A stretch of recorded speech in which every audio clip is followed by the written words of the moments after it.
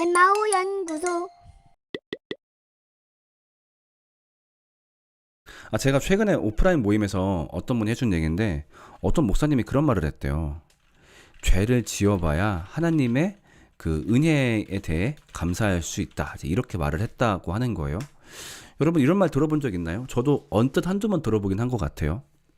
그래서 어떤 교회 목사님이 평소에 막 그런 말을 했대요. 역시 죄를 지어본 사람이 진짜 그 은혜가 얼마나 감사한지 알 수 있다. 아 맞다. 그 양반도 이 말 했구나. 저기 누구야. 전병욱. 그 자식도 이 말을 했었는데 마침 또 이 말을 한 사람이 실제로 이 양반처럼 성범죄를 저질렀대요. 성범죄가 아니지. 범죄까지는 아니지만 이제 아내가 있는 상태에서 불륜을 저질렀대요. 그래가지고 결국 이제 사모님이랑 이혼당하고, 근데 그 사모님이 오히려 교회에서 쫓겨나고 그 목사는 계속 교회에서 일을 하고 그랬다고 하는데, 그게 뭐 대전 모 교회에서 그런 일이 있었다고 합니다. 또 이런 말을 하는 경우가 있어요. 보통 이제 이런 말들은 자기가 뭔가 죄를 짓고 있는 경우가 많아. 갑자기 쓸데없이 이런 말을 한다. 왜 교회에서 이런 말을 굳이 하는 거는 자기가 지금 뭔가 죄를 짓고 있는 거야. 그러니까 거기에 대해서 뭔가 밑밥을 좀 깔고 싶어 하는 거지.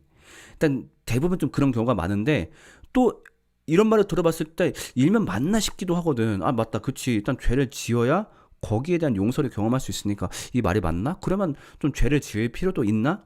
근데 이렇게 좀 잘못 설득될 수 있는 위험도 있는 거죠. 그래서 일단 이 말을 좀 반박해 보려고 해요. 자, 일단 일면 동의되는 부분도 분명히 있어요. 그건 뭐냐면은 우리가 복음을 느끼기 위해서 일단은 정말 중요한 것 중 하나가 비참함을 느끼는 거예요. 진짜 비참함. 그러니까 일단 내가 뭔가 바닥을 쳐야지만 분명히 그 은혜를 떠올릴 수 있는 건 분명히 있어요. 그러니까 예를 들면은 제가 말하는 비참함이 뭐예요? 인간의 죄와 죽음에 대해서. 그러니까 나의 죄가 얼마나 심각한지, 나의 죄가 정말 이렇게 심각하구나. 그리고 세상의 죄가 정말 이렇게 심각하구나. 그리고 죽음 앞에서 내가 정말로 연약한 존재구나. 이런 식의 비참함을 딱 인식했을 때 은혜를 비로소 느낄 수 있고 회심할 수 있는 건 맞아요. 그래서 제 개인적인 사례도 그렇고 대부분의 회심 사례들을 다 들어보면은 이 비참함이 반드시 먼저 전제가 되었어요. 그래서 비참함을 느끼니까 예수님의 은혜를 바라볼 수 있게 된 거죠. 와, 정말로 이걸 용서하신 그분의 은혜가 대단하구나. 나 같은 쓰레기를 용서하신 그 은혜가 대단하구나. 그건 맞아요. 그런데 이 비참함을 내가 실제로 죄를 지어봐야 느낄 수 있다? 이거는요, 다른 게 아니라 죄에 대한 이해가 잘못된 거예요. 그러니까 죄가 뭐예요? 내가 예를 들면 오늘 무슨 짓을 했어요. 그 짓을 했기 때문에 내가 죄인인 거예요? 그럼 뭔가 잘못 알고 있는 거죠, 죄를. 한번 이렇게 한번 얘기해 봅시다. 만약에 내가 오늘 아침에 일어나서 그냥 졸려서 다시 잤어. 한 오후 2시까지. 그러면은 오후 2시까지 그 사람은 죄인이에요? 아니에요? 아무것도 안 했으니까 죄인 아니에요? 하나 더 얘기해 볼게요. 어떤 사람이 예를 들면은 다쳐가지고 뭐 예를 들면 혼수 상태가 됐어. 교통사고가 나가지고.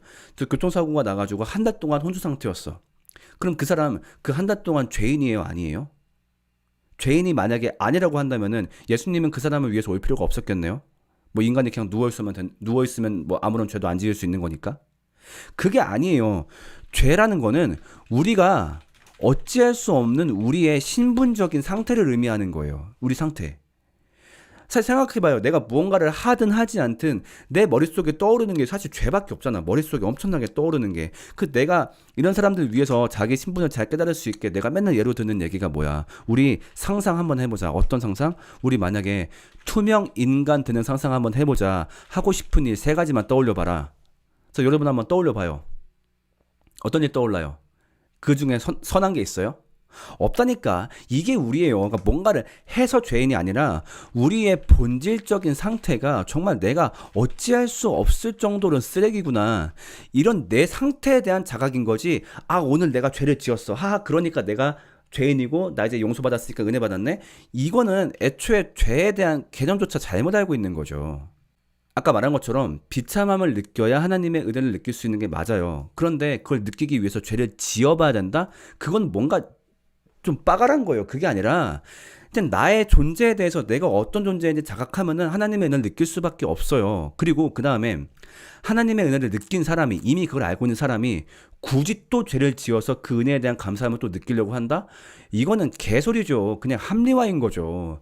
이거 은혜 느끼고 나면 죄를 지으면 안 되는 거죠. 그 은혜에 감격하고 사는데 어떻게 죄를 지어? 물론 정말 연약하니까 죄를 지을 수 있지. 그럼 그 다음에는 정말 거기에 대해서 정말 쪽팔려 해야지. 하나님 앞에서, 예수님 앞에서 정말 정말 죄송합니다. 물론 제가 지은 이 죄 때문에 지옥 가지 않는다는 걸 알아요. 벌 받지 않는다는 걸 알아요. 왜? 예수님이 대신 벌 받았으니까. 그렇지만 그분 앞에서 너무너무 쪽팔리고 죄송해요. 그 예수님이 나한테 이웃사랑, 하나님 사랑 이 두 가지 명령하셨는데 내가 그걸 또 못 지켰네요. 죄송합니다. 이렇게 가야 되는 거지. 지 죄 지어놓고서 죄를 지어봐야 하나님의 은혜를 알 수 있는 거지. 여러분 그렇잖아요. 흠 없는 사람이 어딨어. 이렇게 자기 죄를 합리화하는 거는 절대 용납될 수도 없고 그냥 닥치고 가만히 쪽팔린 줄 알아야죠. 네, 이건 절대 우리가 용납할 수 없는 말입니다. 엠마 연구소